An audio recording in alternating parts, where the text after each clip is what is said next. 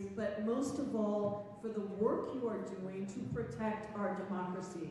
Genesis, I want to say thank you so much to you for your courage, for your resilience, for your bravery, for all of the things that you are enduring as you think about taking care of your little sister because your mother selling tamales was detained. That is outrageous, and the reason that 19 members of Congress from across the country came here. This is not an official hearing. I can't make anyone come.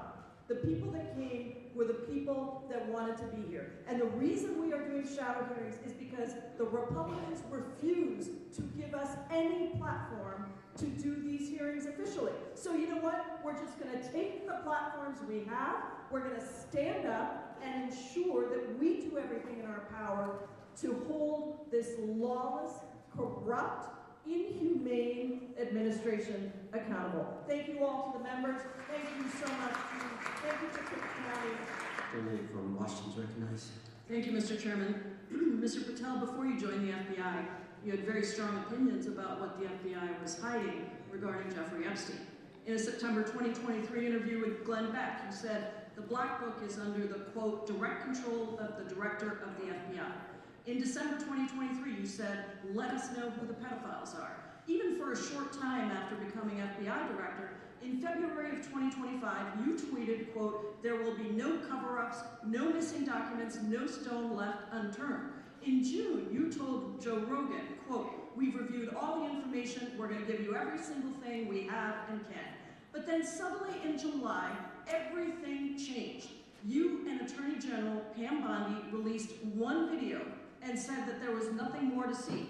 Your July memo says you uncovered more than 300 gigabytes of data and physical evidence, but that you had decided no further disclosure would be appropriate or warranted. That is a quote. I think what happened, Mr. Patel, is that suddenly you discovered that Donald Trump's name was all over these files, and you started a giant cover-up.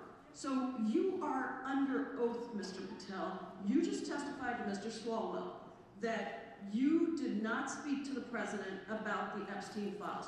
To your knowledge, did Attorney General Pam Bondi speak to the president about what was in the Epstein files?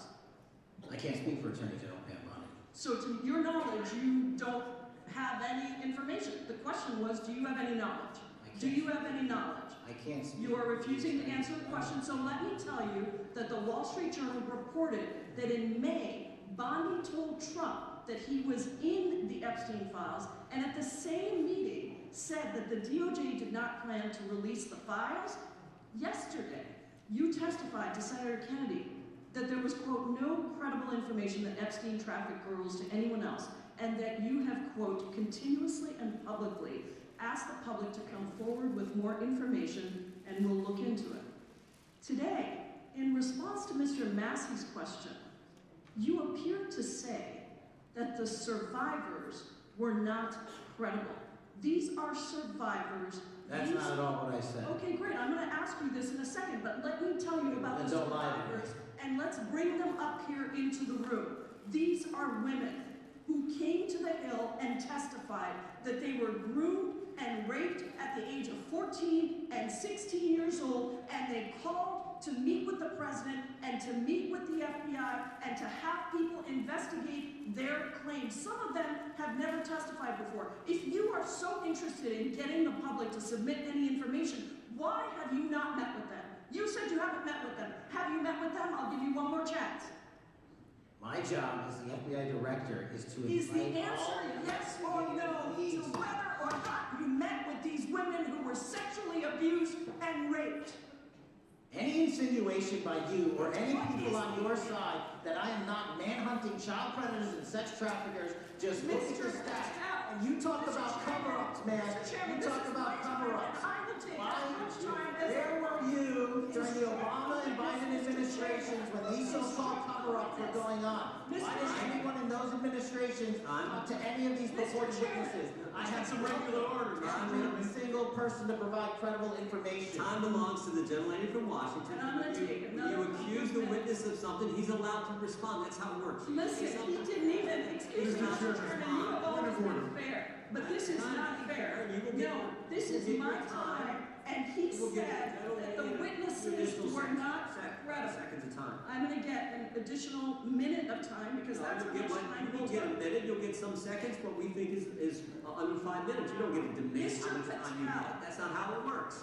Mr. Patel, are the victims of the Jeffrey Epstein horrific trafficking ring, are they credible?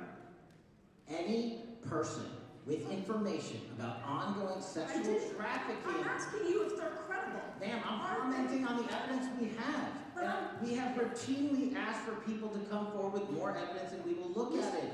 And the evidence that we have was the same evidence that the Biden and Obama Justice Departments had. And they determined, not me, they determined that that information was not credible. He's not letting me even ask my questions. You ask the questions, he gives an answer. You may not like what he said, but I'm that doesn't asking, mean you get to he's not interrupt him. answering my questions. Mr. Chairman, can we restore the gentlelady 45 seconds so she You can will give her complete her additional 30 seconds, which is what I said. I'm gonna keep taking my time, No, because you'll take the time that you get. you are not answering the question. The question I have, you just is, don't like the answer. are these women credible? It's a yes or no answer. I have answered the question. Well, what is the I'm answer? telling you, I'm the only FBI director that has welcomed new information in this case. This You're not- administration is the only one that has welcomed any new information in this Is there case. a yes or no? to Present whether new the credible victims are credible? information. Present new Are information. the victims credible The victims- or not? I'll tell you what happened in the last Trump Are they administration. credible or not? You can't Victims even say- credibly came forward, and you know what happened? President Trump authorized the indictments of President Jeffrey Trump Epstein. called Not them Biden, a hoax. not Obama. President No Trump one else. called the entire thing a Democratic hoax. So I would like to ask The gentlelady's time has expired. I gave her the additional 45 seconds she requested. The gentlelady yields back. The gentleman from New Mr. Jersey Chairman, is I would like recognized to for ask his if 5 you would minutes. meet with the women who were sexually Time is not abused long. and raped and groomed at the ages of 14 and 16 years old. Are you going to cover up? Are you going to continue to cover up for the rich and powerful men, including those that might be on this committee? I can yell for you, Are Mr. you Chairman, going but I to can want Mr. Patel, Go ahead. will you allow them to testify to you, Mr. Patel, Mr. Patel, thank you. Gentlelady from Washington is recognized, and then the gentleman from North Carolina. Thank you, Mr. Chairman. Mr. Smith, thank you for coming here today. Your willingness to speak directly to us and to the American people about your investigation is professional, it's courageous, and it's patriotic. It's high time that the American people hear directly from you about the results of your investigation of President Donald Trump for his criminal actions leading up to and the day of January 6th, 2021.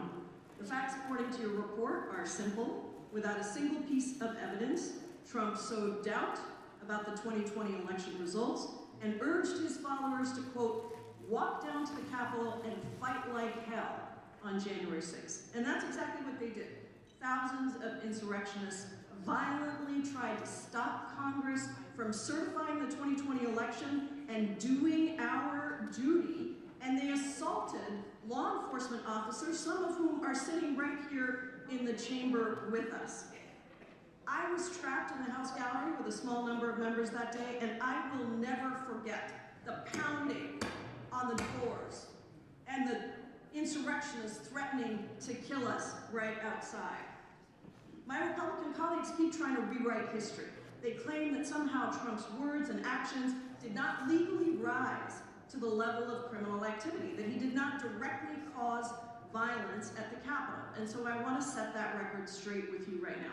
First of all, you successfully secured indictments against Donald Trump in 2 major federal cases: election interference in the 2020 election and mishandling of classified documents after leaving office. Is that correct? Yes. And you've been a federal prosecutor for nearly 30 years. You've led this investigation, combing through hundreds of thousands of documents, photos, videos, and communication. Did your investigation find that Donald Trump attempted to manufacture fraudulent state slates of presidential electors in 7 states that he lost? Yes. Did he pressure state officials to ignore true vote counts in those states? Yes. Did he spread lies and conspiracies to his followers to make them believe that the election had been illegally rigged against him? Yes. Did he pressure DOJ officials to stop the certification of the election? He did. Did he pressure his own vice president, Mike Pence, to stop the certification against the oath of office that he had sworn to the Constitution? He did. And when all of this didn't work, did he, Donald Trump, motivate and inspire an angry mob to the U.S. Capitol to stop the certification? Our proof showed that he caused what happened on January 6th, that it was foreseeable, and that he exploited that violence. Did Donald Trump know that his allegations of election fraud were lies when he spread them? Our proof was that he did, and we intended to prove that at trial. In fact, as the quotes from your report behind me show, he even privately admitted that he lost the election, correct? Yes. He said, quote, "It doesn't matter if you won or lost the election, you have to fight like hell." And he said, "Can you believe I lost to this effing guy?" During your closed-door deposition last month, you and I had an exchange about the impact on our democracy, the toll on our democracy, for not holding a president accountable for trying to steal an election. Do you remember that exchange? I do. I want to return to it because I think what you said in the closed-door deposition is important for the American people to hear right here in your public testimony. How would you describe the toll on our democracy if we do not hold a president accountable for attempting to steal an election? My belief is that if we do not hold the most powerful people in our society to the same standards of the rule of law, it can be catastrophic. Because if they don't have to follow the law, it's very easy to understand why people would think they don't have to follow the law as well. And so I think the law should be applied equally to everyone. And what do you think the toll is for future elections and future presidents who try to steal an election?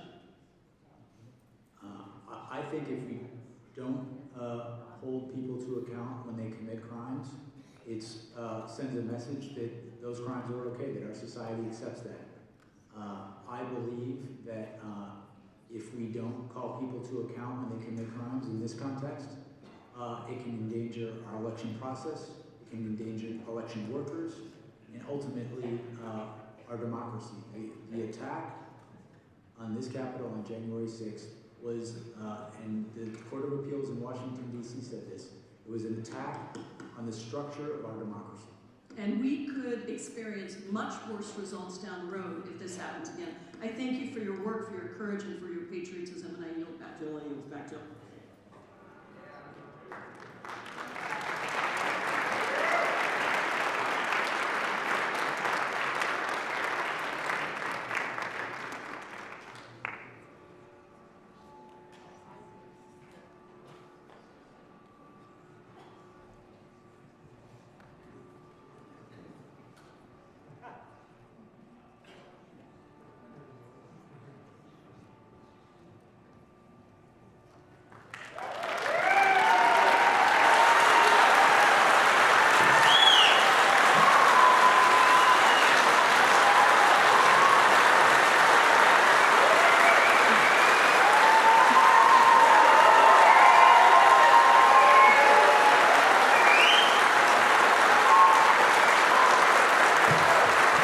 Thank you. Thank you so much, everybody. Thank you so much for being here. It is great to see Town Hall completely full tonight. And I know that we pulled this town hall together pretty quickly, and we immediately saw the registrations coming in. And this is just such a critical moment. And you've seen a lot of what we've been fighting against, fighting for, fighting on behalf of our country for, and I just want to thank you. Thank you so much for everything that you are doing. This is my 127th town hall. How many people are here at a town hall for the first time? Oh, I love that. Give them a round of applause. That is so fantastic. That's so beautiful. That always makes me really happy because this is the moment where we need people to engage differently, and I really see you. I see that you are doing that in so many ways. Look, I'm going to start with Minnesota because that's all we can start with right now, and I will just say that we have to choose to be on the right side of history. We have to. We absolutely have to.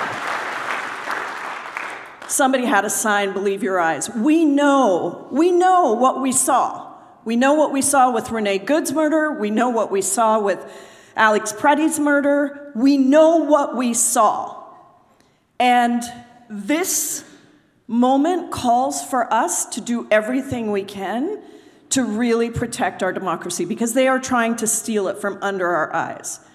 Renee Good was a US citizen, a mom, a wife, a neighbor, a daughter, a friend. She was standing up for her community, and her last words were, "I'm not mad at you, dude," as she was turning the car away, and she was shot not just once, not just twice, but 3 times by an ICE agent. And if we weren't shocked enough by that, then we were shocked by DHS lying to us, trying to assassinate not just her, which they did, but trying to assassinate her character and the character of her wife, Becca. And then we saw the murder of Alex Preddy. Alex was also a US citizen, an ICU nurse at the VA, who was out filming, which is completely lawful and protected within our First Amendment rights, filming the violence and the out-of-controlness of these ICE and CBP agents. And he went to help somebody who was being shoved into the snow by a CBP agent and was tackled to the ground. Yes, he had a gun. Minnesota is a legal carry, conceal, and open carry state. He didn't put his hand on the gun. He didn't try to. From all the videos we can see, he was disarmed of that gun before he was shot 10 times in 5 seconds. And so when we look at this, we see that American democracy is dying before our very eyes. And it's not just Minnesota. It was Illinois. It's been California. It's been Oregon, in small pieces in our state right here at home, which I'll talk about a little bit, across the country. And we know what this means for us, because if you can do this to any of these people, you can do it anywhere. And so I really do feel like we're in the fight of our lives. And we are seeing the country respond in really important ways. And look, no one else is going to be able to fix this except us, we the people. And that's all of us, because what authoritarians do is they take over the levers of government. And I want to be clear that that's what we're seeing, is an authoritarian takeover of our government, a takeover of the Department of Justice, the weaponizing of the Department of Justice against any perceived enemies, against anyone that stands up, a weaponizing of all of the levers of government, and ICE, Border Patrol, the National Guard, which Trump has tried to deploy to many cities. All of this is being used to quash the rights of all of us. And so I want to be clear about a couple of things. Number one, Kristi Noem should be fired, resigned, or impeached.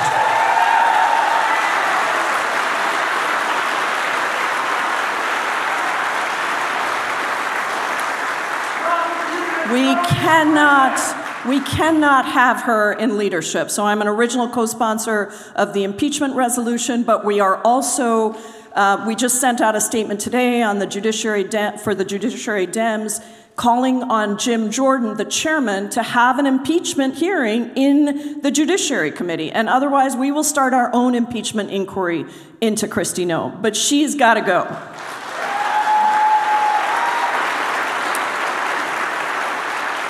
Second, ICE and CBP need to get out of Minnesota and out of our cities.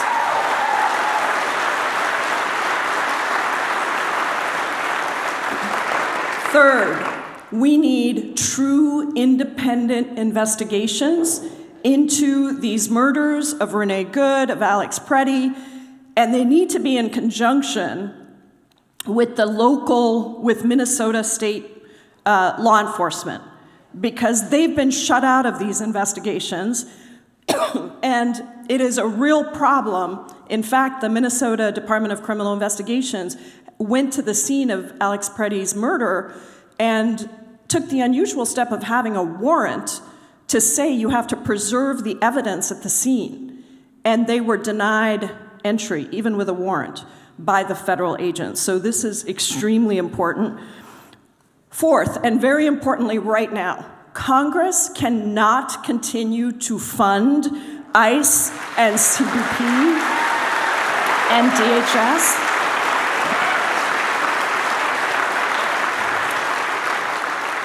We have very few, wow, I'm losing my voice already, and I barely started with you all. I don't know what's going on here. I was getting all worked up. That's what's happening. We have very few levers of power in the minority. That's just the truth. And especially in the House, it's a simple majority, which Republicans have. So we took the unprecedented step of 95% of Democrats voted against the DHS funding bill. That was something that I helped lead our Democratic caucus to do. And we outlined the kinds of specific guardrails that have to be in place. Things like, you cannot just arrest people without a judicial warrant, right? Get those masks off. Why do we have masked men kidnapping people? We have to stop the mass incarceration. Now the number is up to 73,000 people every night being held in for-profit private immigrant incarceration facilities that we used to politely call detention centers. That has to stop. The Cato Institute has said that only 5% of those people have actually committed any violent crime. The other 95% have not. 70% have never committed any crime at all. And the remaining 25% are just minor infractions like traffic tickets and other small misdemeanors. This is insanity. These are many people who are in legal immigration proceedings or have lived here for many, many years. And when they pick up a 5-year-old boy who is a US citizen and use him as bait to get his undocumented father, who has never committed a crime, to come out, and they put him into deportation proceedings. By the way, Liam and his father, a judge just ruled today that the federal government cannot, the Trump administration cannot deport them. So that is good. But we really need to, as soon as we get the gavels back, we have to dismantle DHS and ICE and CBP. And we have to reconstruct them to what they really should be doing. Remember, don't let people tell you that these are agencies that have always existed and they need to exist. They didn't exist before 9/11. DHS was formed in the aftermath of the Patriot Act. That's how I got my start in organizing post 9/11. So I know this history really well. That's when they formed this unwieldy, sprawling agency with enormous amounts of money. And they created these law enforcement agencies like ICE, essentially in the model of a criminal system, except guess what? The immigration system is a civil system. It used to be INS. Remember the old INS building down here south of downtown? So it used to be Immigration and Naturalization Services, and it was primarily a service agency, and it had a small enforcement component, but it was in the Department of Justice to make sure that we protected the constitutional rights of everyone. So anyone that says that we don't want any enforcement if we get rid of ICE is lying. You can have enforcement, but it can be in line with the constitutional rights of every person. And we can make sure that we right-size it instead of all this funding that now makes immigration enforcement bigger than even what we have for the Bureau of Prisons in this country. That's the work that we are going to have to do. But in the meantime, we can say in Congress, and we did in the House, and now the Senate is going to have to do it this week, no more funding without these serious, sweeping accountability and guardrails that say you can't arrest people without warrants, that you can't have the mask. We've put a list of things together, and it's going to be up to the Senate to make sure that they pass it. And let me tell you, this is not a partisan issue. Republicans are starting to speak out on it, and I also want to call out, I invited her to come tonight, but she had a personal commitment. She wanted me to tell you she's sorry she couldn't come. But King County Council member Teresa Mosqueda today passed a unanimous resolution calling for us in Congress not to fund ICE and CBP without these guardrails and to get ICE and CBP out of our cities.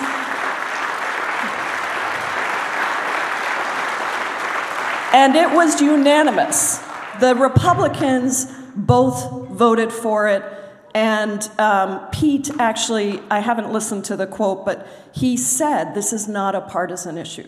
We need Republicans in Congress to do the same thing and to vote against this funding bill, and we need Democrats in the Senate to hold the line and get these reforms in before we send another cent over.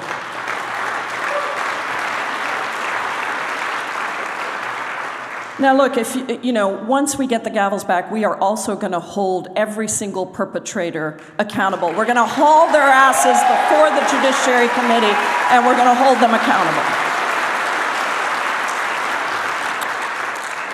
If you've ever wondered about this, this has never been about immigration. It has never been about public safety.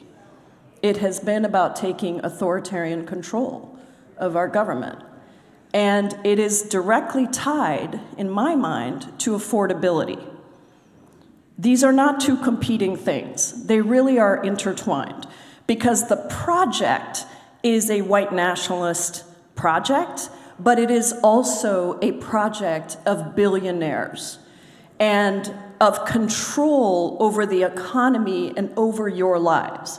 And so when you make the choice to slash healthcare for 20 million Americans and slash Medicaid for 15 million people, and you make the choice to put $75 billion into ICE, those are directly related. We are choosing what we spend our money on, and it is not the people of the United States of America being able to have opportunity, and is certainly not about a democracy where we all have certain inalienable rights that accrue to all of us. And I want to also be very clear for anyone that it might be confused about this. The First Amendment, the Fourth Amendment, the Fifth Amendment, the right to be free from illegal search and seizure applies to every single person in this country. It is not determined. It is not determined by immigration status or any other status. So this project of this Trump administration and everyone who's still supporting it, and we have so many people who voted for Trump and are saying this is not what I wanted, this is not what I thought, and we welcome you if you're here tonight.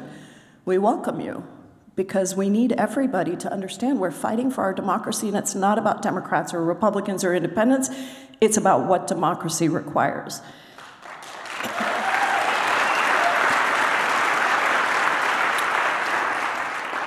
But this is a project of cruelty.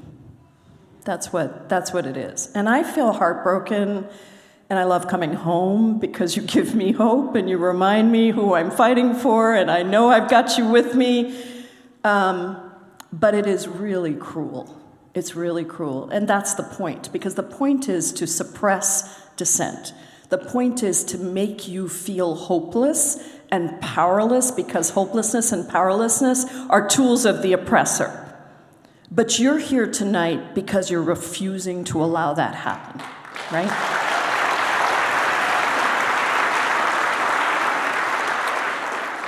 And so, in this moment, we are seeing incredible courage. I mean, a week after Renee Good was murdered, I led a delegation of 28 members of Congress from 18 states to Minneapolis, St. Paul.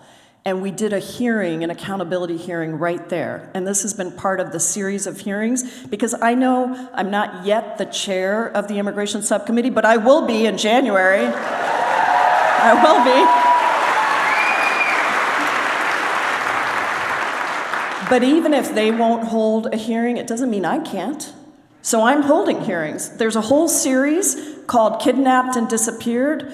Minneapolis was the 6th in the series. We did one in Illinois. The other ones have been in DC, and I hope you go and listen to them, because we bring people who are directly impacted to give their testimony, and it's so powerful. We have law enforcement. We've had people from the National Guard. We've had elected officials, and so we did that in Minneapolis. And I just want to take a moment to have you join me in sending our love to the Minnesotans who are standing up despite so much risk to them.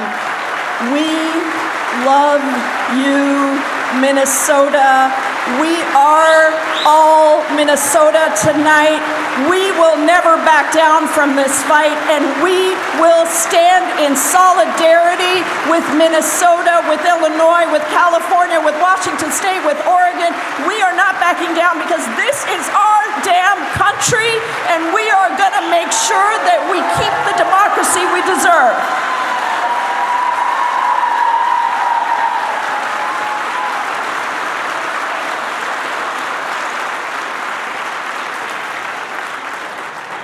Oh, I had a lot of comments written down here, but I think I'm going to skip through a lot of them. There are some things that are happening right now in Minnesota. Gregory Bovino has been removed from Minnesota.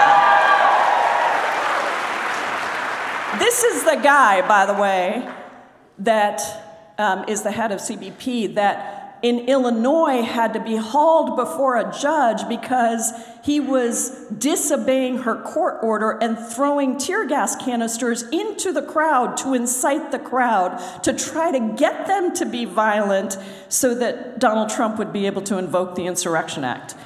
And so anyway, he's out of Minnesota. A judge in Minnesota today demanded that Todd Lyon, the ICE acting director, show up in court to explain why he's violating court orders. And a federal judge is right now deciding on a lawsuit from the state of Minnesota to end Operation Metro Surge, the occupation of the state by federal agents. So let's see where that one goes.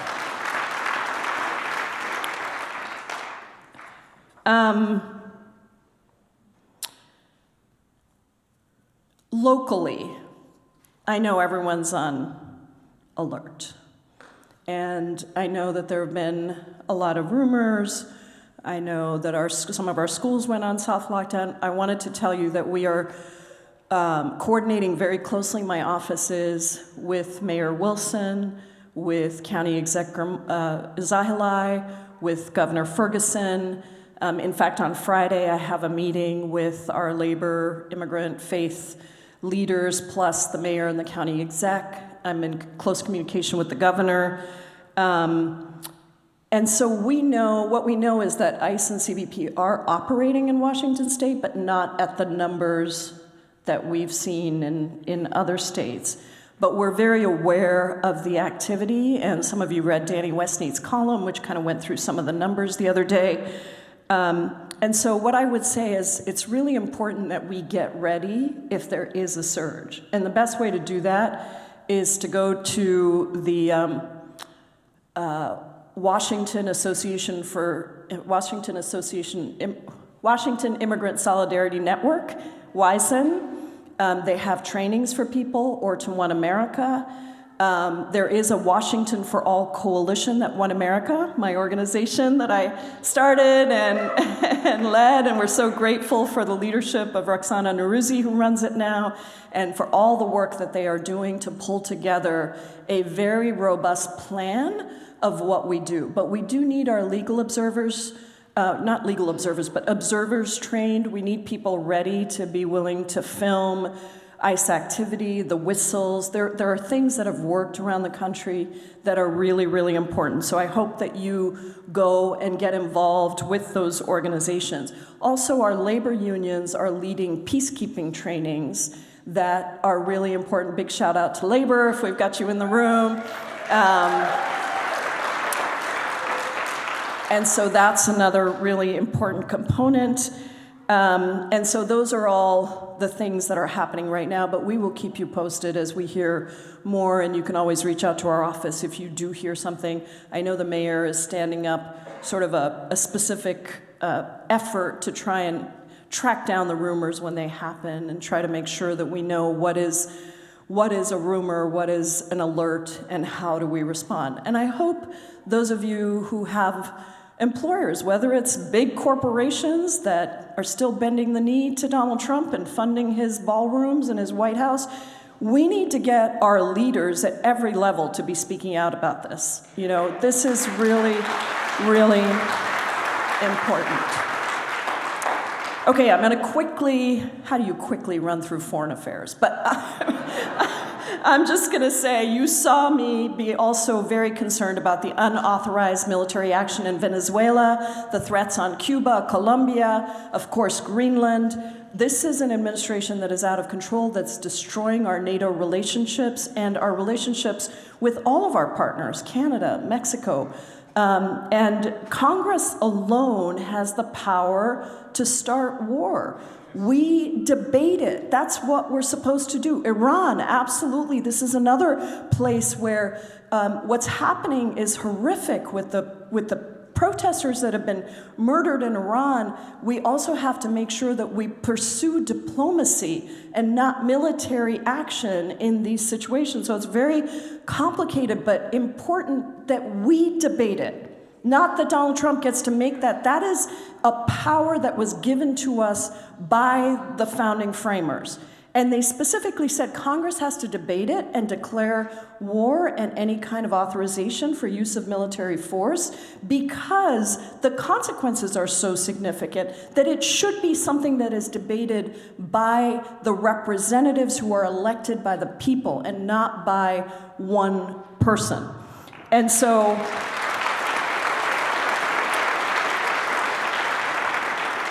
you might know that the last War Powers resolution on Venezuela failed in the House 215 to 215.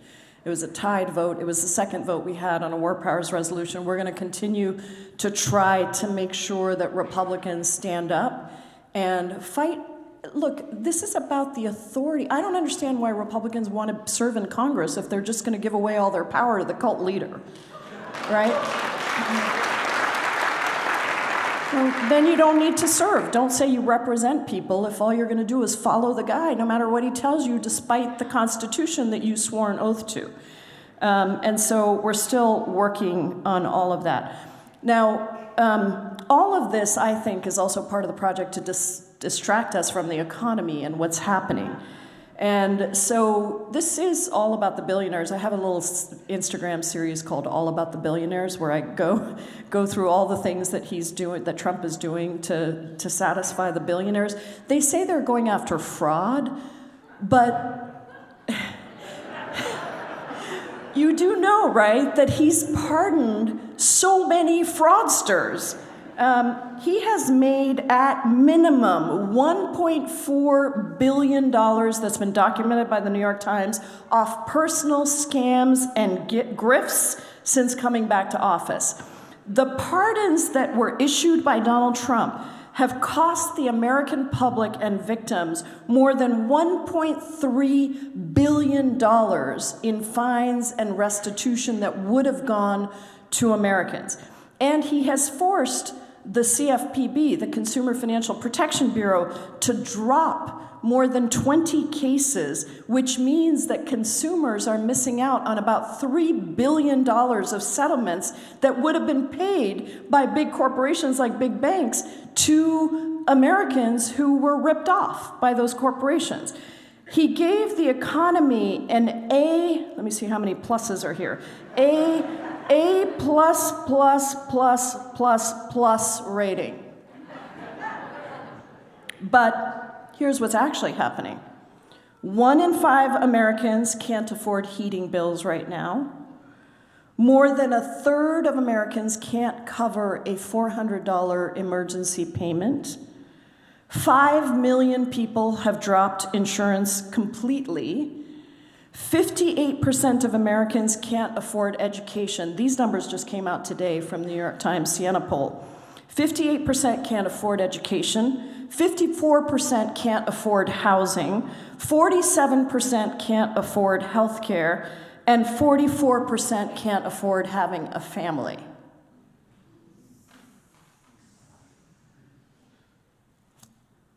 I came to this country because America was the place that offered opportunity for people, where people could build a good life, where you could thrive, not just survive, where you could have a home, where you could have a good union job that paid you what you needed, that you could have your rights protected. And that's not what we have today. Here in Washington, almost 14,000 people just in the 7th district that I represent will lose Apple Health coverage thanks to Medicaid cuts. 14 rural hospitals are now at risk of closing in our state. 23,000 people just in this district have had their premiums rise. How many people have seen their premiums rise, their health insurance premiums rise? Right. And is there anybody who is deciding not to get health insurance because of the cost? Yeah, a few people, and some may not want to say. 288,000 people statewide have had their premiums rise in Washington, and job growth has slowed. Now, you may know that you elected somebody who is the lead sponsor of the Medicare for All bill in the House.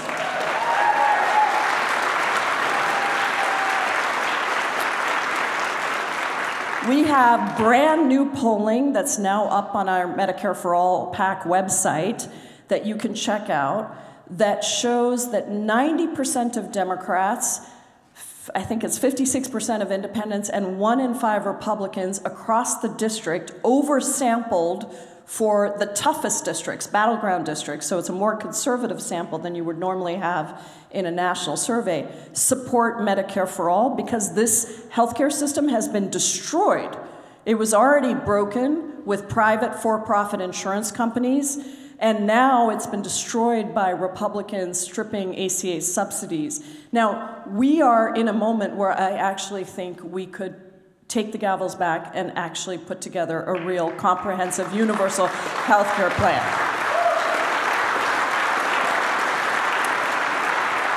And just in the last month, 5 new members of Congress came on to the Medicare for All bill, and only 1 of the 5 was in the Progressive Caucus. So these are people in districts like Shamari Figures in Alabama, Jared Moskowitz in Florida.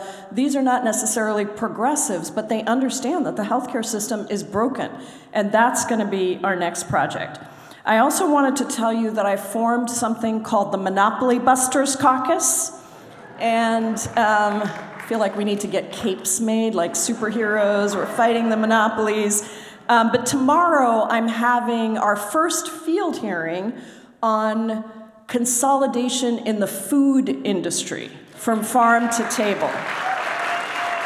So that is public. You can come. We have 4 members of Congress coming from across the country. The former Attorney General for Antitrust, Jonathan Cantor, will be here as a witness. We have an independent grocer, a farmer, a grocery store worker, and a small business owner who are all testifying, and there'll be an opportunity for the public to just offer short testimony as well. Governor Bob Ferguson will be there. Also, so that's at City Hall tomorrow night at 6 p.m. if you're interested. Okay, very last thing, Epstein files. I know. Epstein files. I am not going to stop fighting for these women survivors. And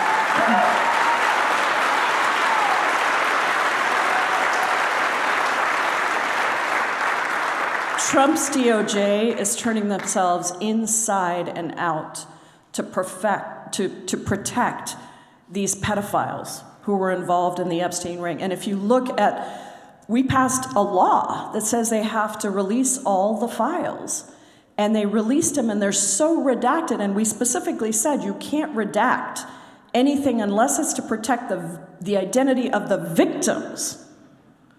And it's so redacted. So we're in court around that, but we know that Trump is named multiple times, and some of you saw me question Director Kash Patel about this. The patience I have.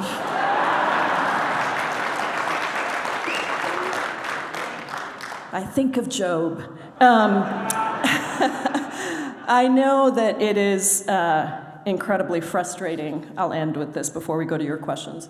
I know it's incredibly frustrating to see this happen. And I know that there's a lot of anger and fear and frustration, and people are like, stop it.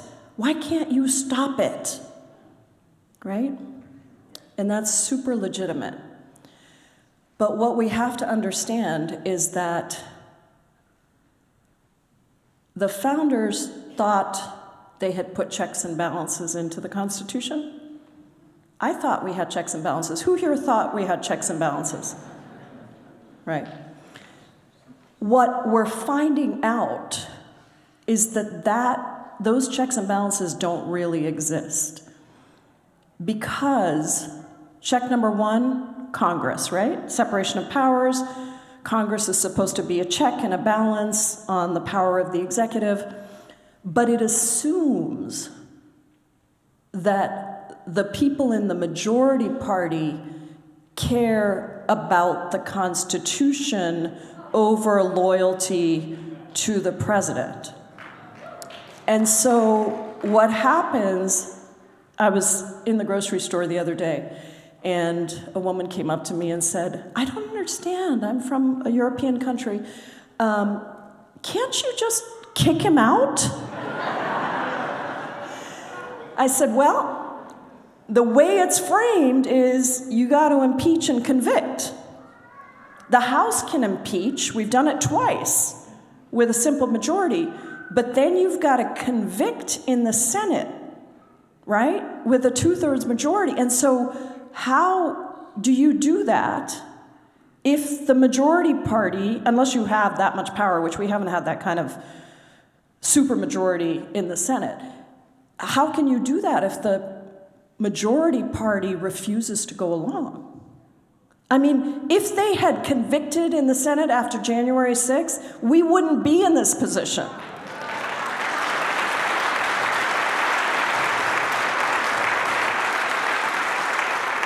So I say that because, look, I'm trying to do everything I can in Congress, and I know people are frustrated that we can't do more, and we got to make sure that, particularly in the Senate, where they need a 60-vote threshold, that they stand strong. But the power of Congress is really limited by the fact that Republicans are refusing to stand up.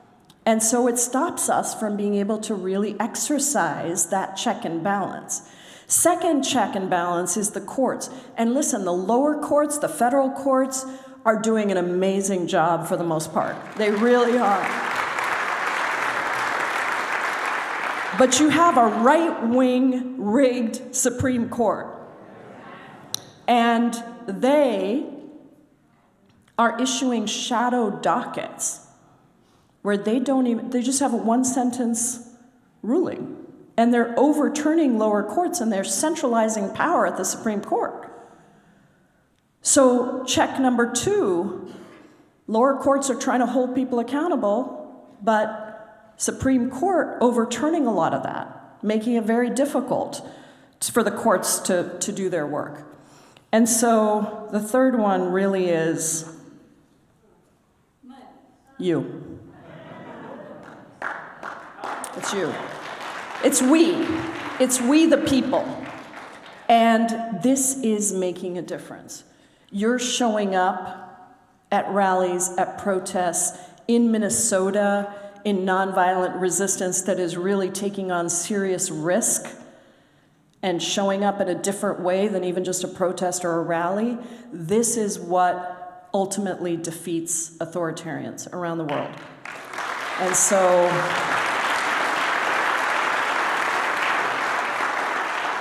we're all being called to do things that are out of our comfort zone. And I've been running on the campaign side, I run something called Resistance Lab, and maybe some of you, we've now trained 24,000 people in all 50 states on how to take on authoritarians and dictators. We do a virtual training every month. If you haven't done it yet, go to resistancelab.us to sign up. We just had one special one called Stand for Good on Sunday. We had 3,000 people from 40 states on. And really talking about how you take local action, how you move things forward. So don't give up the power that you have. You have power, we have power. And we can take it back. And we will take it back. And I'm so grateful to you for being here tonight. And we'll get to your questions right now. Thank you, thank you, thank you. We have 2 microphones, 1 on each side. We have so many people that I'm going to take 2 questions at the same time. So you'll ask your question. We've gotten very good at these town halls. This is 127th. So do not try to take the microphone from my staff. By the way, can we give a huge round of applause for my team that works so hard to support you?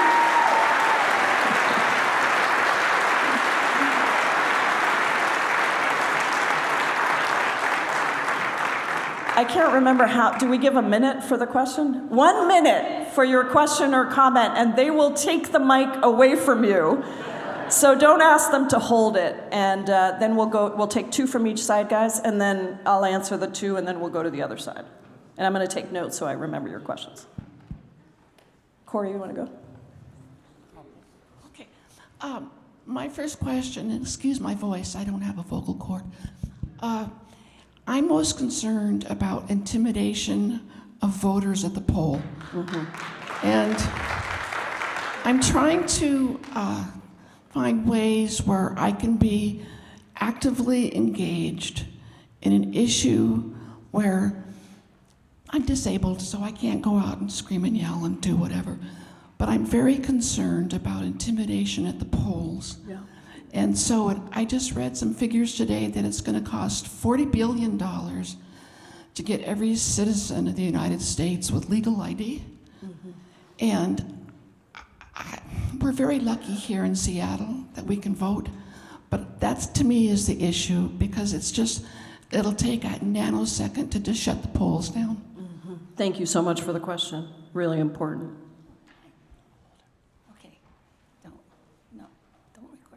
Hello. Sorry. Hello. Everything you said tonight was wonderful, but you didn't mention money in politics, and that, I mean, sure, we can impeach people, but we can also vote people out.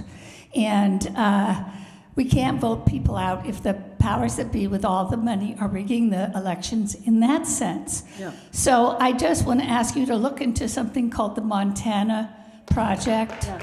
Okay, good. Because I don't know if anything has been started in this state, but I think that's a brilliant plan, and we should really look into that. Totally. We got to fight the money. Thank you. Thank you so much. Okay, and I think they're actually both related, these questions. So on voter intimidation, first of all, This is a huge issue. We're filing cases in court around states that are trying to suppress voters, refuse to provide water to people at the polls, all the ways in which voters are intimidated, including, as you mentioned, new ID requirements that Republicans are trying to get into many places.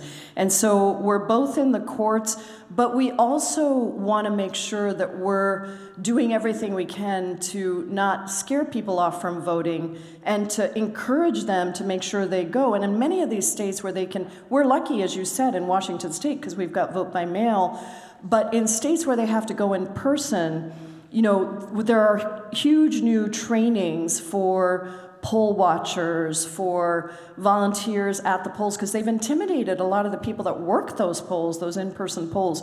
So there's an effort now to train and ready those people as well. And it's kind of a dual-edged thing. Once we get back into power, we have to pass the John Lewis Voting Rights Act.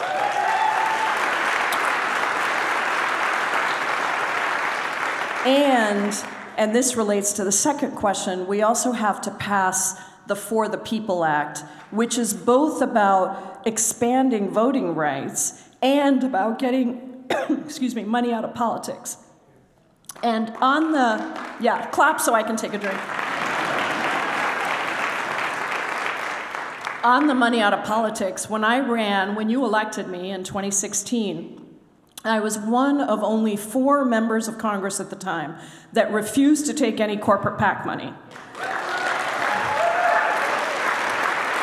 I never have, I never will. I'm funded by individual contributions. There are now about 60 of us, but that's a pretty small number. And so we really need to number one, we need a publicly funded campaign system so that we don't have to raise money at all. And you don't get those annoying emails from me saying, give me $3, but it really matters, so if you get them, please give them to me. But it means I don't have to rely on corporations, I never will. But also, we need to take on dark money. And so the Montana Project is something I've asked my staff to look at, and I'm part of another group separately that's looking at a people's pledge and trying to move that in places like Arizona. This is more campaign related, so I'll just say the state party can actually take a stand around this as well. It's a little bit more complicated for those of us in top 2 states, but Arizona would be a great example. Montana is similar. It's trying to get dark money out. And I have the We the People amendment, of course, that says that corporations are not individuals and they don't get to have free speech. So.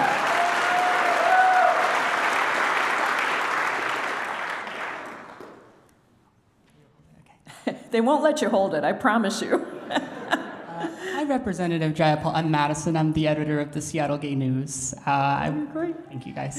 I had 2 questions. We'll see if I can fit them in. One is about Marie Gluesenkamp-Perez, who broke ranks of Democrats and voted for ICE and DHS. I wanted to know, as a more progressive member of the Democratic Party, what can y'all do in Congress to kind of make sure folks aren't breaking ranks, that we're not allowing folks in the party to vote for ICE and that funding? And then the other question I had real quick was about, as a transgender woman, I wanted to ask about Sarah McBride and other trans members of Congress and what Democrats were doing to try to make sure that trans folks are being treated properly.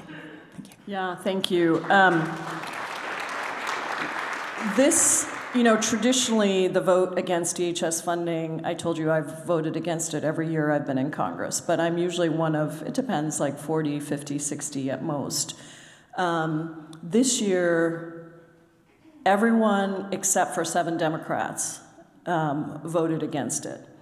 And I think those 7 Democrats are hearing from everyone. I think there was an effort to try and make sure that this was a unified vote, and there were some people who, for whatever reasons, didn't do that. I think their constituents need to hold them accountable in whatever way feels appropriate.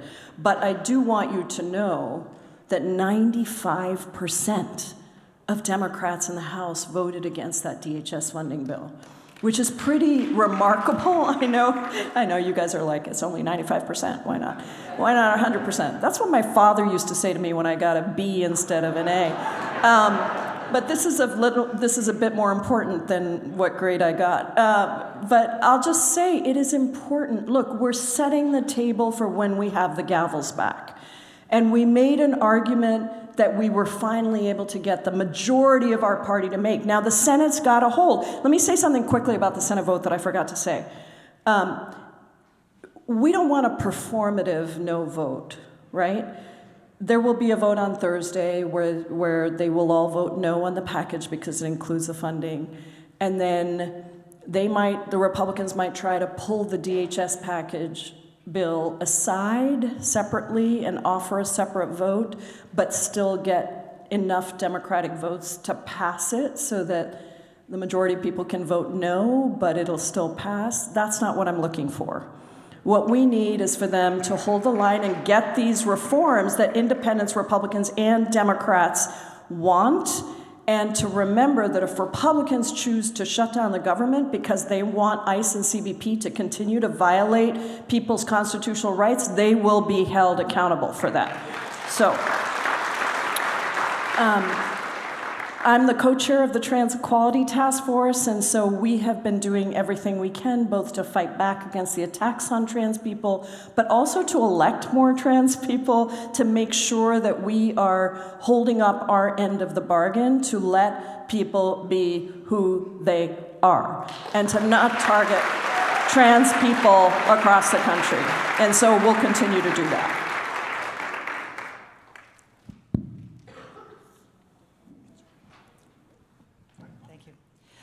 Hi, thanks.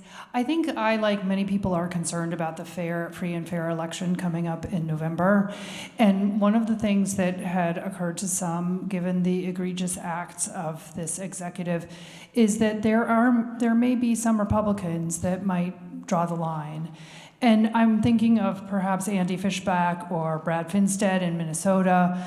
Is it possible that there are a few Republicans that might caucus with the Democrats? And if so, is there anything that we could do who are not their constituents to help that along?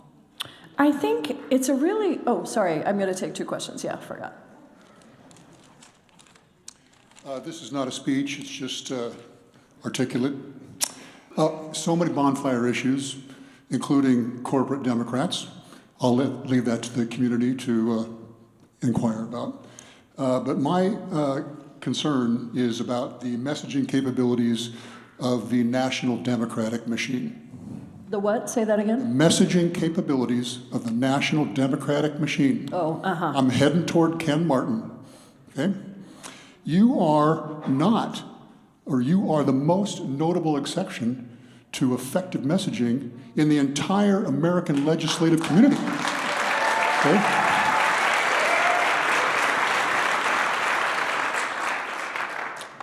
However, the noble cause of activism around elements of identity politics seemed to turn off many voters in November of '24. And it was used against us, tragically, in my opinion. Okay? In this context, Ken Martin did not release the election autopsy report. Polls show immigration, the border, and inflation were the top two issues.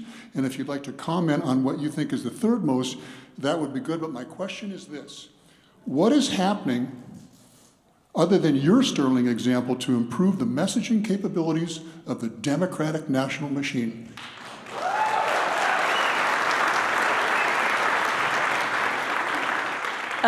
Thank you. So on the first question and the GOP, are there some GOP members who will caucus? You saw that the Republican candidate for governor in Minnesota dropped out and said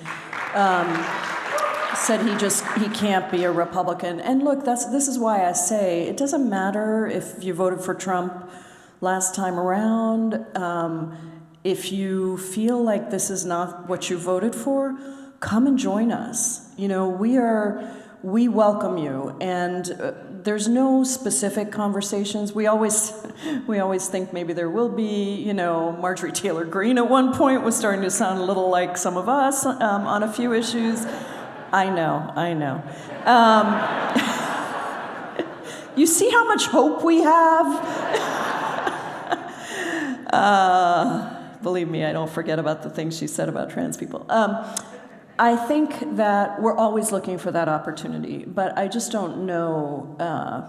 I don't know if there's enough courage over there to do those kinds of things. But we'll keep looking for the opportunity. On the DNC messaging, I always say I am not responsible for the DNC.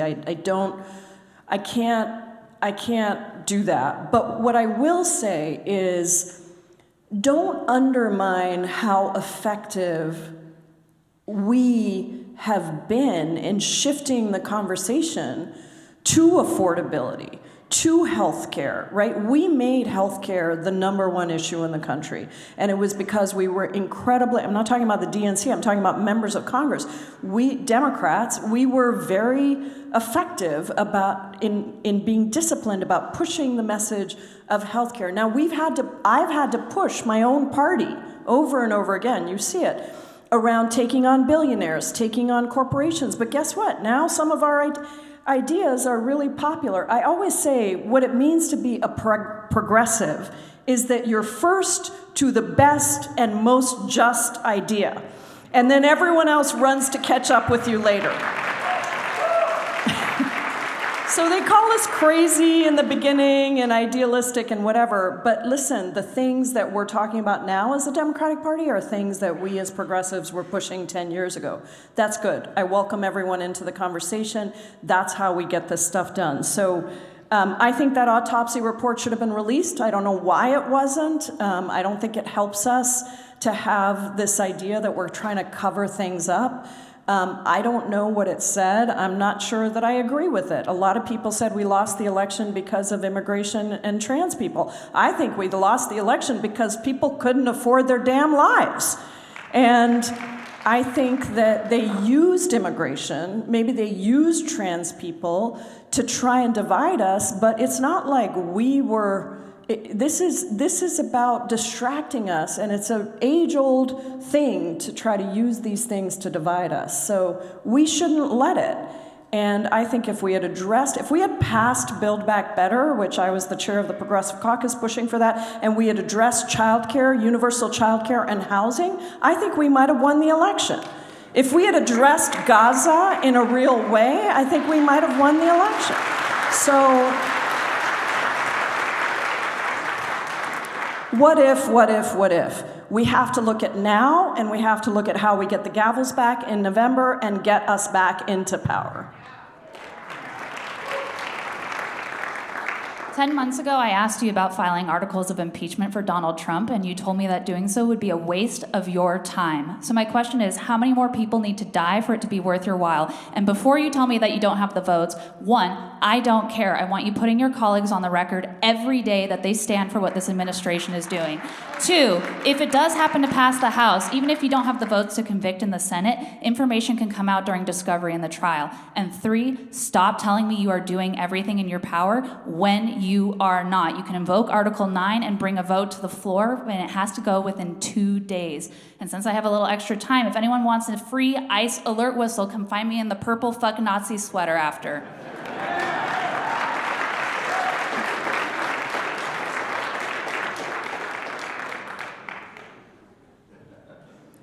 Yes, sir. Wow. After a statement like that, I don't know where to go. You and me both.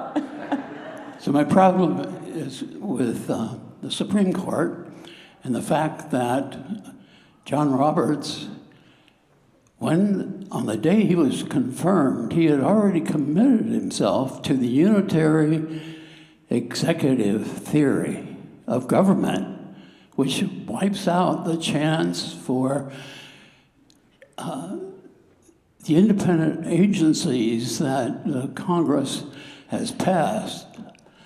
And they're all organized around Scalia's 1988 decision giving the Federalist Society the idea of how to generate the unitary executive theory. Mm-hmm. We got to challenge Yeah. all 6 of those conservative justices were put into their confirmation hearings are all run by Leonard Leo, who that guy Janet created the Supreme Court as it is now. Yeah, thank you, sir. I don't like my words being mischaracterized. I never said it's a waste of time to impeach Donald Trump. I impeached him twice in the House. I voted for every Al Green's put out articles of impeachment. I've always voted to bring them. What I'm saying is that we don't have the votes right now. And I would sign on, I've signed on to articles of impeachment, but we got to look at the now. And so listen, I respect everybody. You disagree with me, I don't mind. You're allowed to do that. This is America. But I am trying to do everything I can, and I was in that gallery, okay? I almost lost my life. There is nobody that wants to impeach Donald Trump more than me.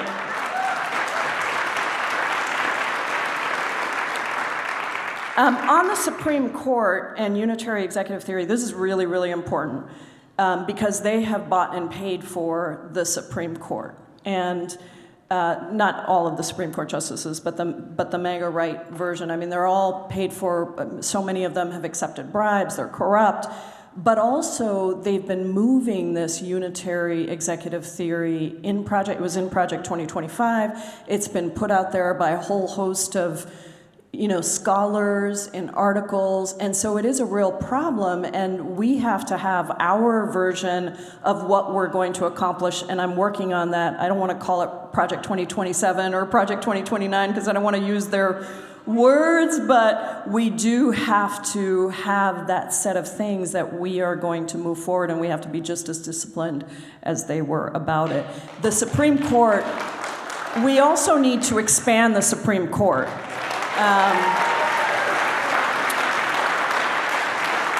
And so that has been done before, by the way, this idea that we have to limit it to the number of people. That's not true. It's been expanded multiple times in our history. We can expand it again to reflect the population. I think we should have, Elizabeth Warren and I have a transparency and accountability bill because we got to get corruption out of Supreme Court. It's the only judicial branch that isn't subject to anti-corruption provisions and transparency provisions. So we have a bill to fix that. That's another piece. And then I also think that we should have term limits on Supreme Court justices. So.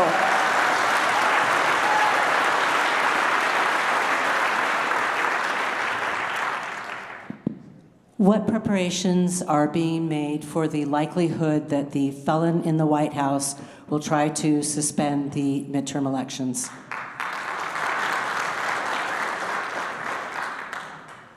Mine is a follow-up on that. I am concerned that I find no one in the Democratic Party or organizations that are trying to figure out how to make sure that ICE doesn't come and grab people out of voting lines, come and grab ballot boxes, and try to invalidate the vote in their favor. Do you know anything that's being done on this regard? In terms of ICE, did you say ICE grabbing people out of voting lines? Yeah. Interfering with voting. Sorry? And interfering with voting. And interfering with voting, yeah. And in fact, they're trying to do that. You might have seen that Kristi Noem tried to demand the voting rolls be released in Minneapolis. So we're fighting that, obviously, in court, in Minnesota, excuse me.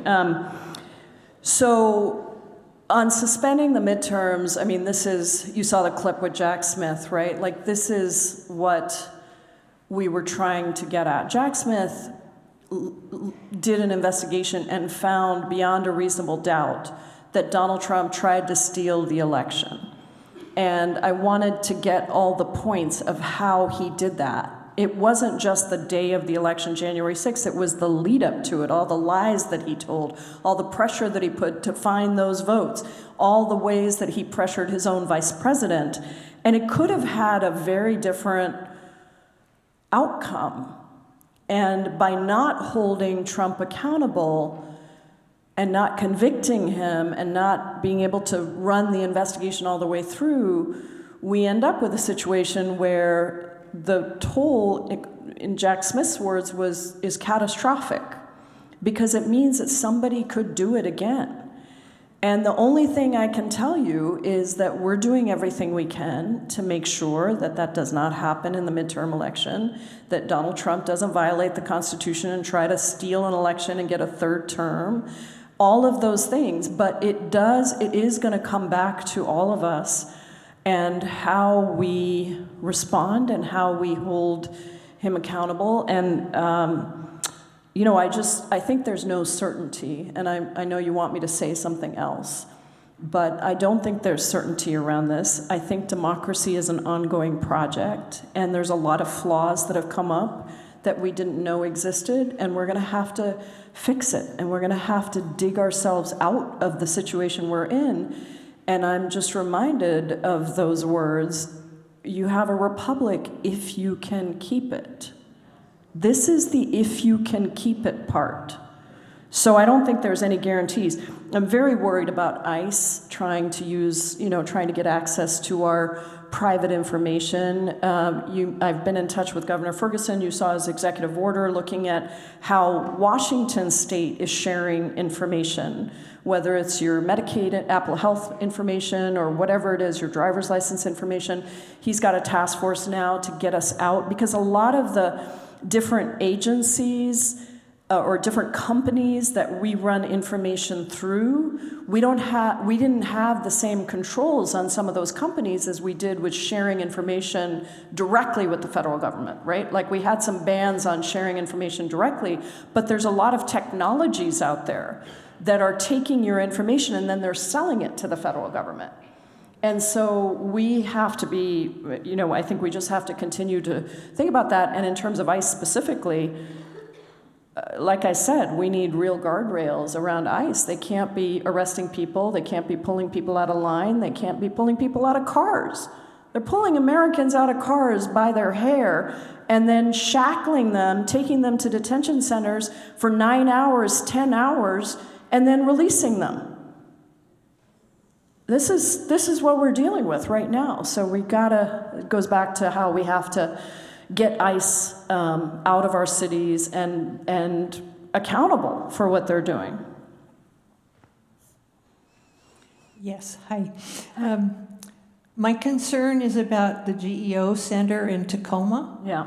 When I write to representatives, they won't let me write if I'm not in their district. And GEO Center is federal. So if we want to improve the conditions, the horrible conditions there that people are facing who are incarcerated there, and sometimes for years, we can't let them get in because we can't get our representatives to take our questions or our pleas to go visit, because they'll say, oh, you're not my constituent, so I'm not going to answer your question. But it's a federal question. Yeah, totally. Oh, sorry, take the second question. I was about to answer you because I've done so much work on this issue. Hi, Representative Jayapal. Hi. Thank you for hearing us today. Of course. This is a question from my Solidarity Supper Club. It's our little group that we formed. We're just curious, one thing, immigration enforcement agencies across the U.S. are increasingly relying on new smartphone apps with facial recognition technology. Do you want to talk a little bit about that? Yeah. And the apps like Mobile Fortify, simply pointing a phone at somebody's face and yeah.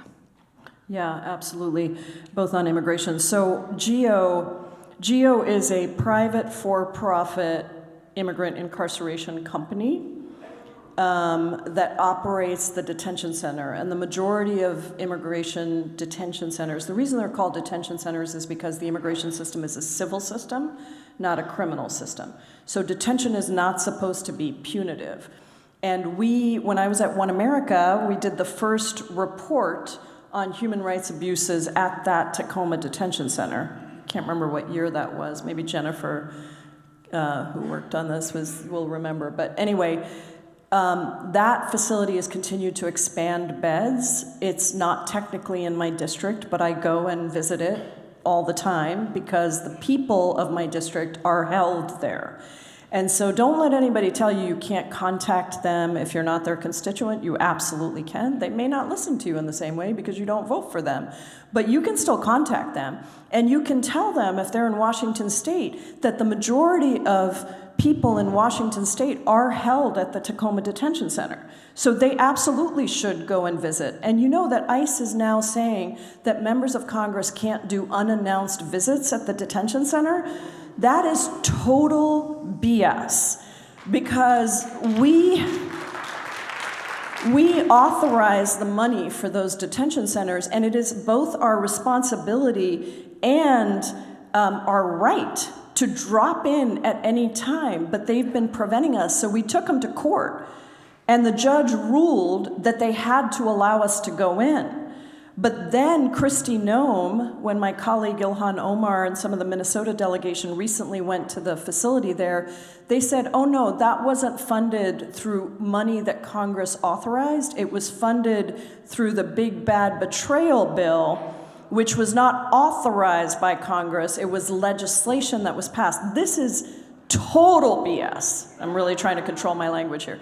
And so we're back in court around that. So the conditions are horrific. And I have a bill that I introduced when I first got into Congress that we've continued to update every year called Dignity for Detained Immigrants. It gets rid of private for-profit immigrant incarceration centers.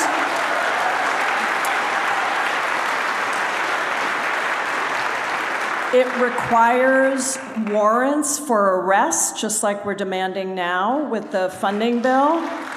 And it requires minimum standards, and if you violate those standards, that there's an independent investigator, because most of these prison companies who donate millions of dollars to Donald Trump and his campaign, they don't care what the standards are. So there's no medical care, there's no good food, you know, they have rotting food. There's so many problems with the standards. So anyway, that is a bill that we've continued to add more and more members of Congress to, and we're continuing to push some of the pieces of that, both within the funding bill, and then also when I become chair of the Immigration Subcommittee, I intend to pass that bill. On the apps, I am really worried about apps and AI and how it's being used to identify people. I mean, there's lots of, like, facial recognition technology. I have the bill that bans facial recognition technology. I just put out a bill with Ed Markey on AI and restrictions around how AI is used. Yes, there's some good things that can happen with AI, but we also have to be very, very careful about how it's being utilized. And right now, ICE is using, and DHS is using a lot of these apps to get information, and a lot of the information is false. Like, part of the problem with face recognition technology is it doesn't distinguish for people who have my color skin, black or brown skin. It's very bad at properly identifying people, and there's all kinds of problems. So we're trying to figure out what to do about that, but it is a really big problem, and thank you for raising it tonight. First of all, thank you so much. I really appreciate how you think out of the box, and I would encourage your colleagues to do the same. It's kind of shocking that you're the only one. Secondarily, in order to maintain hope, I feel like I need to know that we're inching forward here and there, and I feel like we're not getting enough consistent information from the Democrats as a whole. Is there any way that you folks can come together and give us daily updates as to what's going on? I'm thinking, not my favorite person, but Cuomo during COVID. Every day we got a message from him and that we knew the ball was moving forward a little bit. Like, I know you folks had an emergency meeting, like maybe Monday. I have no idea what happened during that meeting. I can mine social media and probably figure it out, but it would be great if there was one message coming from the Dems or the progressive Dems every single day till we're out of this crisis. And secondarily, I've got 10 seconds, so thank you so much. Thank you. Sorry. Yeah. So, I told you, they're fierce. I was wondering about Venezuela and the fact that right now there is kind of a strange status quo where essentially, the VP is in power and the dictatorship is still running, despite, some hopes that Trump would at least, bring in the legitimate president like Maria, like Machado. And so, do you think that what do you think we should do when it comes to the government of Venezuela? Should we try and bring Machado back in power? Should we continue Maduro's trial, or should we just keep things like the way they are? Thank you. Thank you.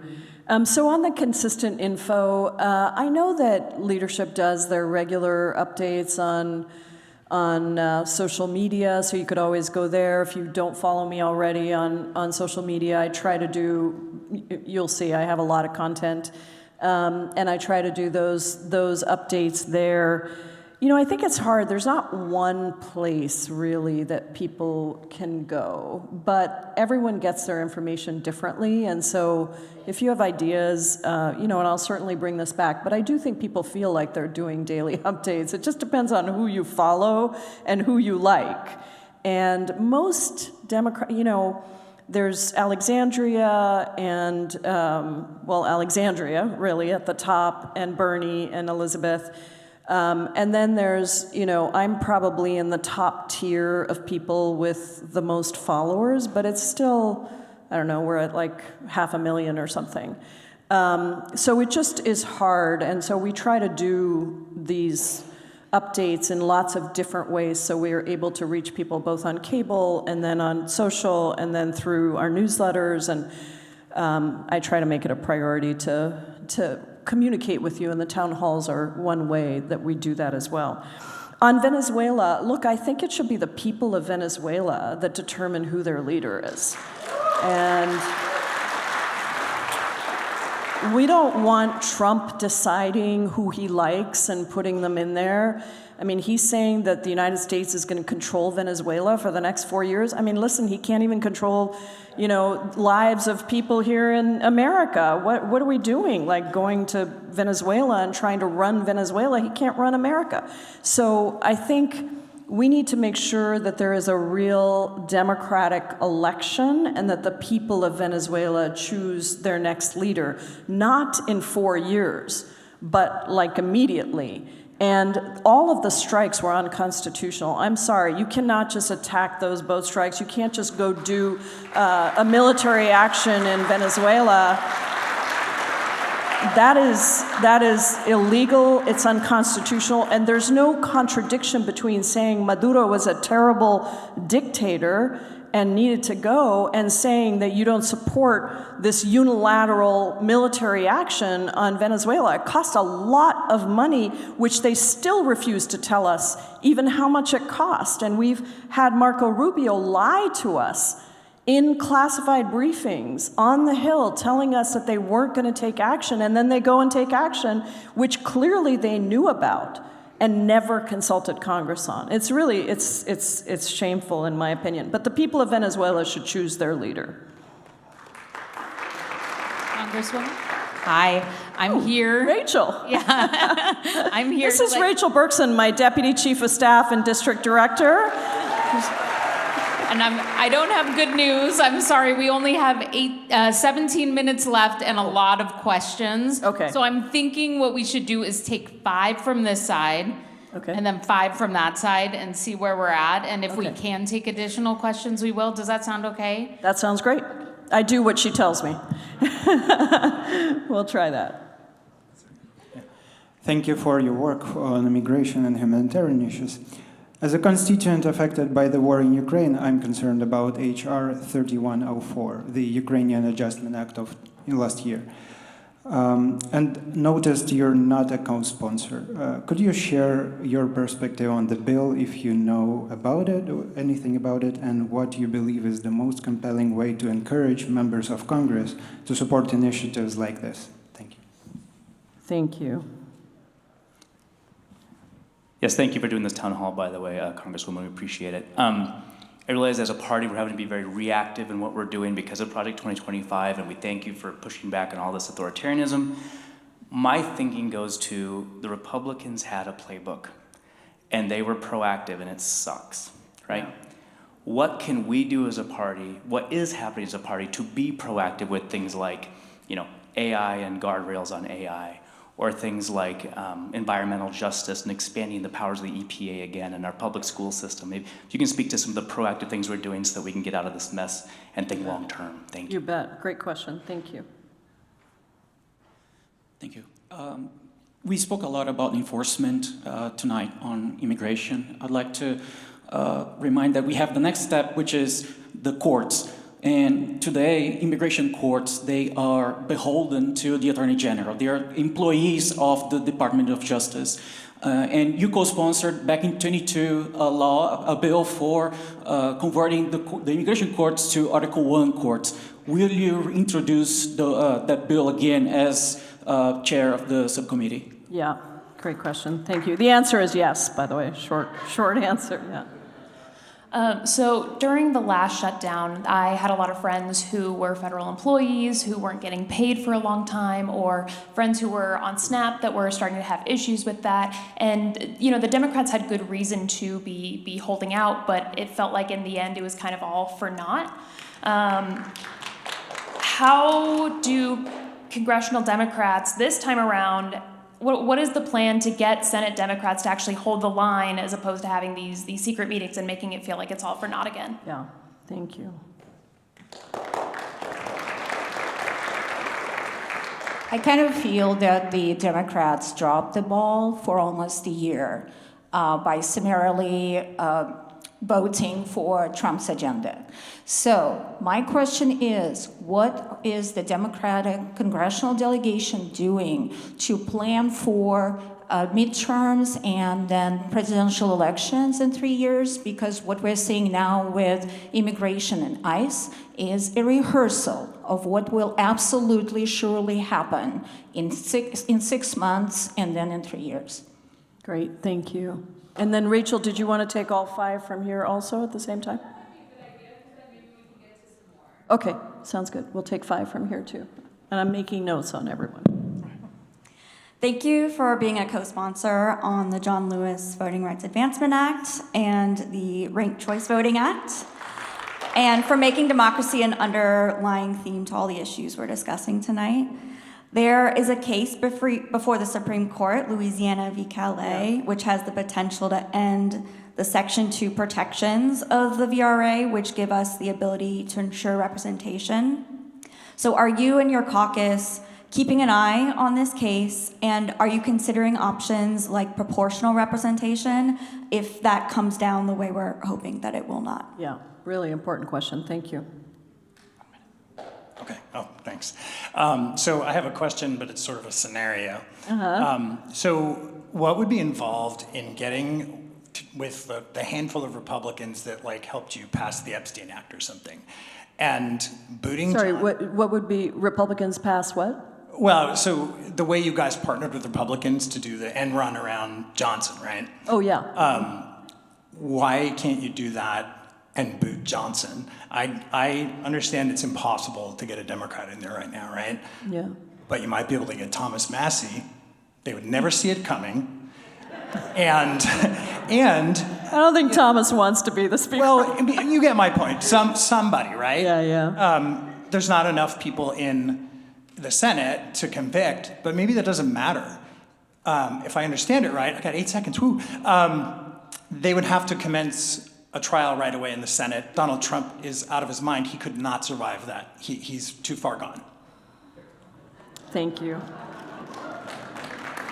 He's not well. That's the nicest way I can say it. Yeah. Hi, thanks so much for being here.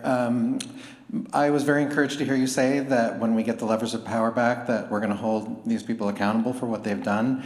But I've been a Democrat a long time, and I see what happens every time we do get the levers of power back. We say, we need to look forward. We can't look backwards anymore. And after Iraq and after January 6th, we just move ahead on other issues.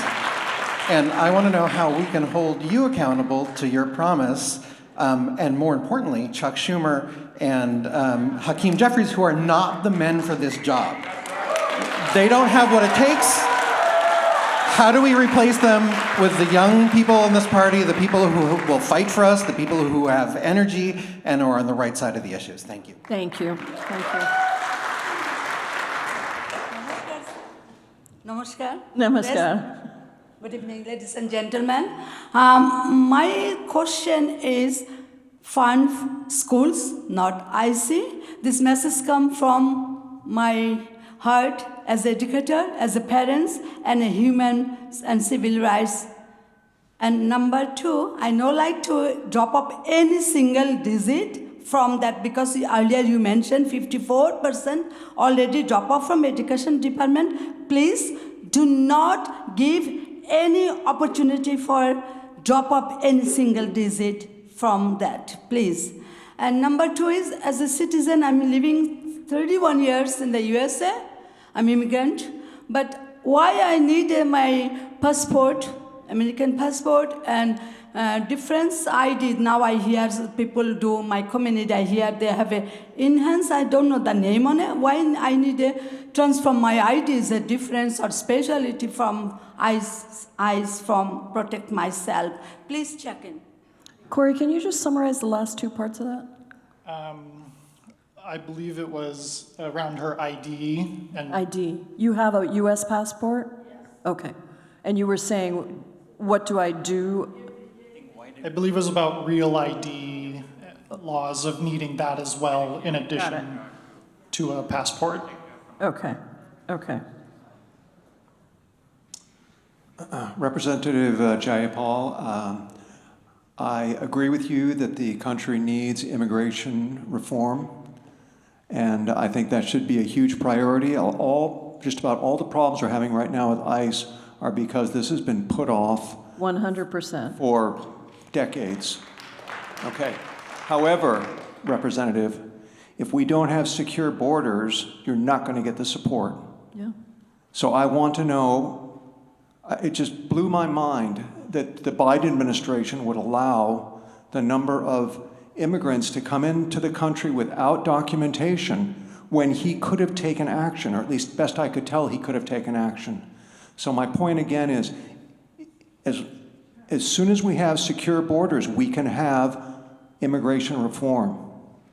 And I request that you balance the two. Thank you. Important question. Okay. Let me see if I can get through this. I think the Ukraine Adjustment Act may be the one that provides a pathway to citizenship for Ukrainians who were here on legal parole that got essentially is getting revoked. And my feeling on this is we need a path to citizenship for all of the different groups together. And so that's why I've stayed off of that particular bill, because they're revoking parole for so many people. And Uniting for Ukraine was a very important bill that allowed Ukrainians to come here, have work authorization, and frankly, that's what we should allow for all the groups, because people do want to come here and work, and we have needed people to work, but we don't allow them to. Ukraine was a somewhat unusual example where we did, but we saw how successful it was, and we want Ukrainians to stay. We want people from around the world who can't go back to their war-torn countries to be able to stay. So anyway, that's why I've stayed off of that bill, because I want to make sure we get that for everyone. I don't want to split us up into, well, these people are worthy, but these people are not, because I think all of the folks deserve that opportunity. The question about how to be proactive, this is really important. We can't just be an opposition party. We also have to be a proposition party.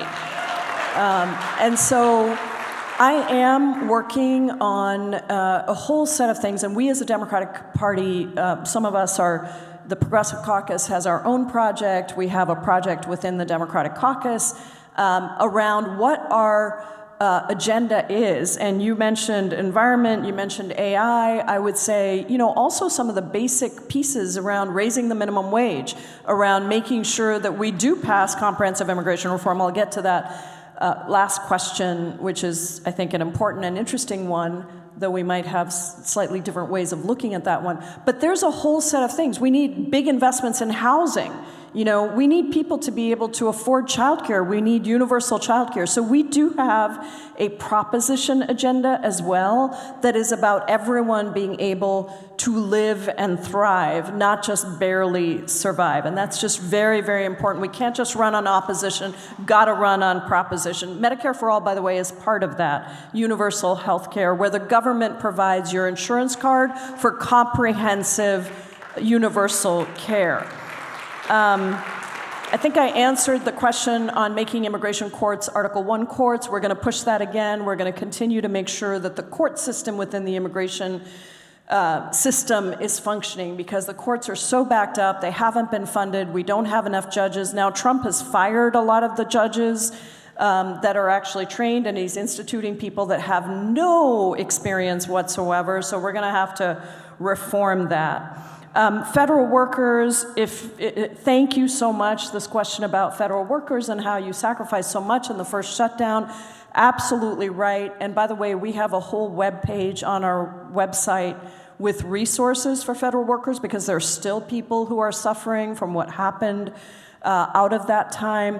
And as I understood your question, it's you were willing to sacrifice that, but we had the Senate, a few people in the Senate that caved at the end. And so we didn't really get the subsidies. And I'm with you. I was pretty angry when that happened, because if you look at what's happened on healthcare, we did just pass in the House with 17 Republicans a 3-year extension for the ACA subsidies.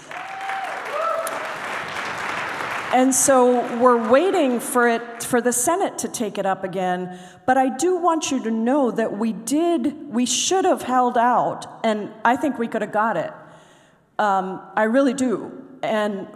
But they didn't. And still, we in the House went around Mike Johnson using a discharge petition and sticking to our guns. You know, there were even bipartisan options to just do a 1-year extension and to limit who got it and all this stuff. And we said, no, we're going to go for the 3-year extension. And I give Hakeem Jeffries credit for this, because he led that effort to say, no, we're not going to compromise. We're going to do 3-year extension on the ACA subsidies. That's what we passed, with 17 Republicans coming over and joining us and going around Mike Johnson.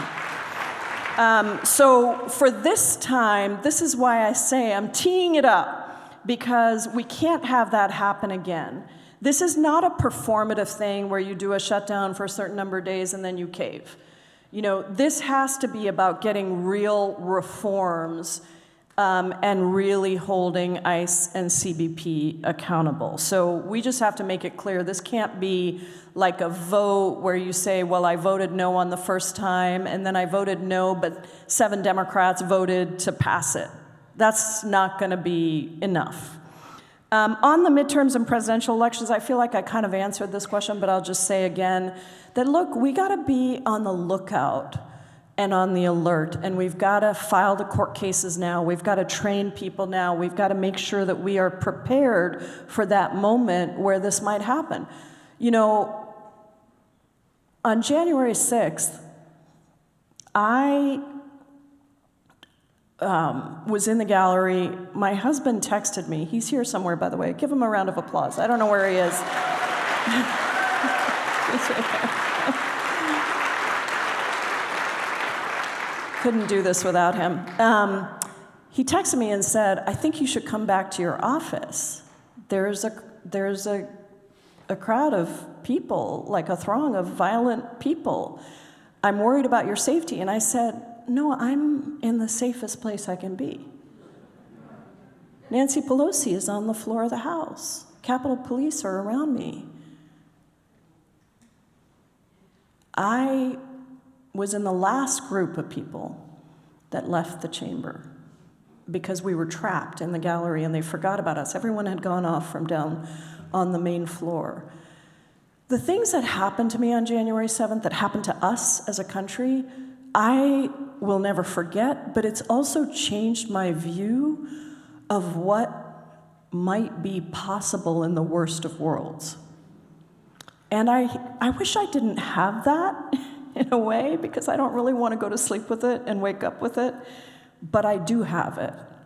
And I think we all have to have that, and we have to operate both within that very real context of what might happen, while at the same time refusing to have it paralyze us, refusing to allow it to make us hopeless or powerless. And that is a very tricky balance, because I'll tell you, I could go right down deep into the channels of despair. I really could, but I'm not gonna. Because damn it, this is our country, and we have to stand up and protect it.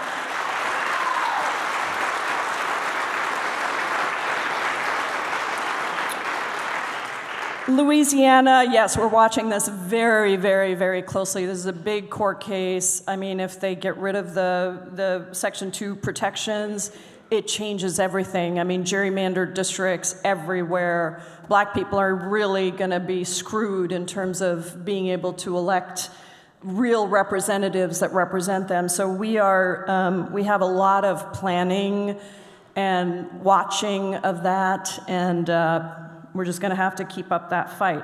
Working with the GOP to get end runs, yeah, I mean, we did it on Epstein, and we did it on healthcare, on the ACA subsidies. We're now looking to do it on my stock trading ban.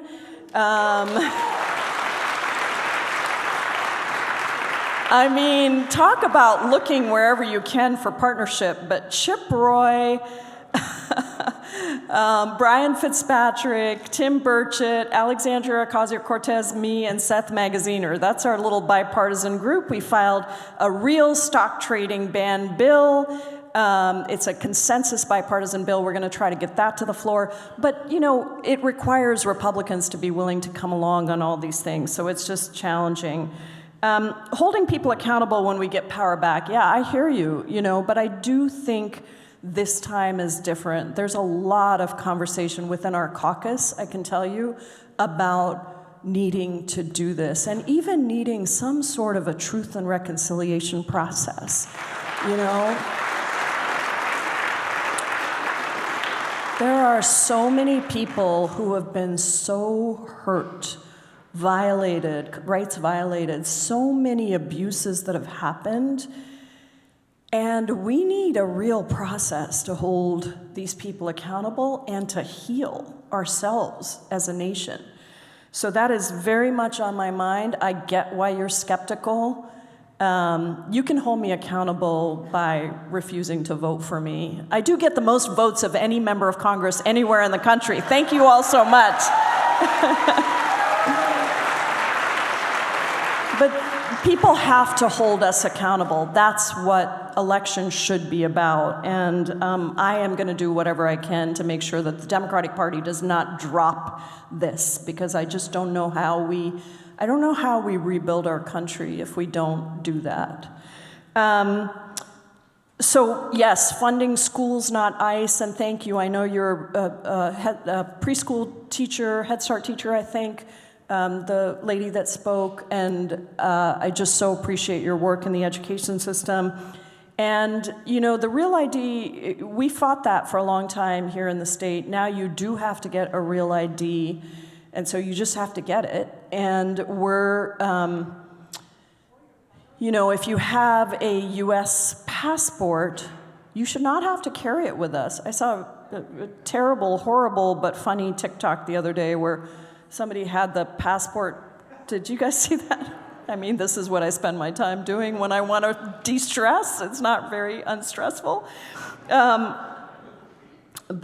I do think that we are seeing, to be very serious, a real attempt to even make a second class of U.S. citizens. And it's terrifying to me because I'm naturalized. I mean, I came to this country when I was 16 by myself. I've lived here since then. That was 1982, if you want to do the math. I don't know another country. This is my country. And they now have quotas around denaturalization. So I desperately need everyone to stand up for all of us. We can't have second-class citizens here. We can't have classes and tiers and castes of people in the United States.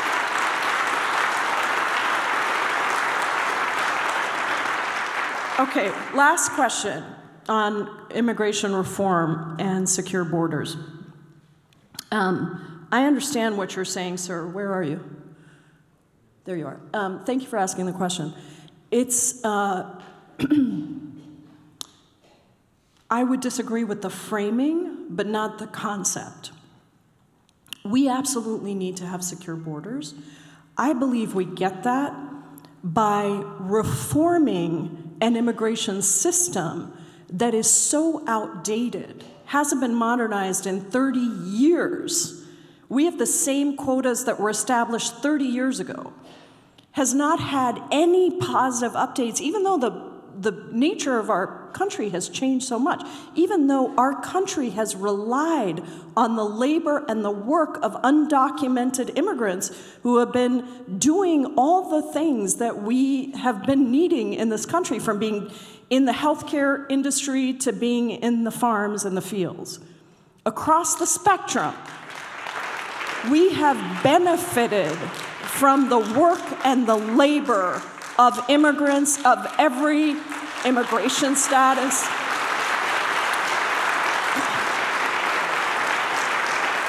And yet, the immigration system is one of the most complex. It's second only to the tax system in terms of complexity. It took me 17 years to get my citizenship. Now, you know I'm pretty outspoken. I can advocate for myself, but it still took me 17 years to get my citizenship. And so you have to understand the system has been broken for a long time. And the reason that people come to the border now is because the Trump administration started 10 years ago to make it even more broken. They took away legal pathways. They eliminated the refugee quota, which is already pretty small. They took away the ability for if you are a U.S. citizen, why can't you get citizenship for the person you love and marry? Why do we have all these U.S. citizens married to undocumented folks who then either have to leave the country or live in fear? We have 5 million U.S. citizen children like Liam. And if you start deporting their parents, you are going to separate all these families.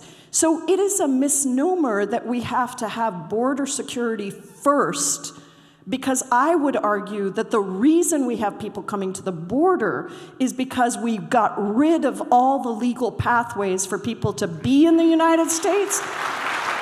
And literally, the only way that people can now come to the country, whether it's to work, whether it's to be with your family, your loved one, whether it's escaping terror, drought, whatever the situation is in your country, the only way is now to come to the border. We even took away the ability to process green cards. We have a millions of people backlog in processing green cards. So we've got to understand that we need to reform the system. That is the best way to address the situation at the border, and we do need secure borders. But guess what? Back in 2013, can you tell I'm kind of fired up about this question? Back in 2013, the Senate, U.S. Senate, passed a comprehensive bipartisan humane immigration reform bill with 67 bipartisan votes, unheard of in this day and age. And I was an activist on the outside. I did not like, I forget how much it was, $40 billion or something of border security that was in there. But I was willing to do that as long as we were reforming the underlying system. And the argument was, we need to spend all this money to secure the border. And I was like, all right, if you're at least going to give me humane immigration reform, I'll take that. We have now spent, and what happened is it came to the House, and John Boehner was Speaker of the House, and he refused to bring it up for a vote. because they didn't want to solve the immigration problem. It's so useful to have immigrants out there to blame for everything, at the same time that you use the work and the labor of immigrants. So they didn't bring it up. So we never did anything on it. And now we have spent even more than that amount of money on border security, but we haven't reformed the system. So guess what happened? It hasn't been effective. And Joe Biden, I have lots of disagreements on various things, but he actually put in place a number of things that were starting to make a difference, but you actually have to expand the pathways. He did it in part through parole. Uniting for Ukraine was one example of that, but he also had the CHNV program, parole program, which brought a lot of people from Haiti and Cuba and Nicaragua and Venezuela in to be able to work while they're dealing with the situation. He did try to rebuild the refugee system. But you have to provide the legal pathways. Otherwise, people are going to come to the border because it's the only place they can come. So my contention, sir, is that we need to pass humane, comprehensive immigration reform, and we will see then the border become secure, because people don't want to come to the border and live in the shadows. They want to be able to be here legally and be able to have the rights and the dignity that they deserve.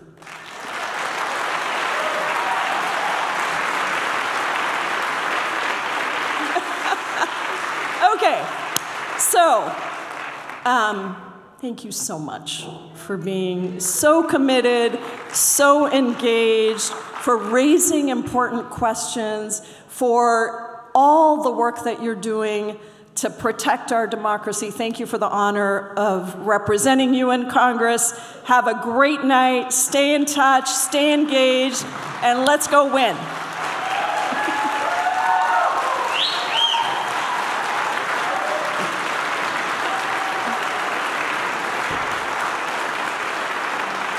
If anybody wants to do a photo line, I'll stick around for a little bit and we'll do a photo line, and Rachel's saying come around to the side, and that's it. Sorry, we're done with time. What's that? Well, we're going to spend a few minutes doing a few photos, yeah. Thanks, everybody. Good night.